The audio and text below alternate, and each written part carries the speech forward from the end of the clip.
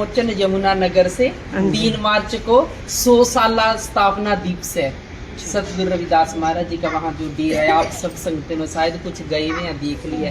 तो महाराज जी उसके निमंत्रण के लिए आए थे, हजूर महाराज जी के लिए। तो उसके साथ साथ में आप सब संगतों को निमंत्रण है कि 3 मार्च को वहाँ संगतों ने पहुँचना है और संत महापुरुषों के प्रवचन का आनंद मानना है, जिसमें डेरा स्वामी जगत गिरी के मौजूदा गद्दी नसीद श्री श्री 108 स्वामी गुरुदेव पीर महाराज जी भी दर्शन देने के लिए वहाँ पर पहुँच रहे हैं। तो वहाँ पर आप संगत ने भी वहाँ पहुँच करके संत महापुरुषों के दर्शन करने हैं और संत महाराज निर्मल दास महाराज जी के जो मौजूदा गद्दी नसीब है वहाँ के, उनका भी आशीर्वाद लेकर के अपने जीवन को सफल बनाना है। सारी संगत को जय जी साहब ने आपको निमंत्रण दिया हमारे माध्यम से और सतगुरु गुरुदेव गिरी महाराज जी के माध्यम से।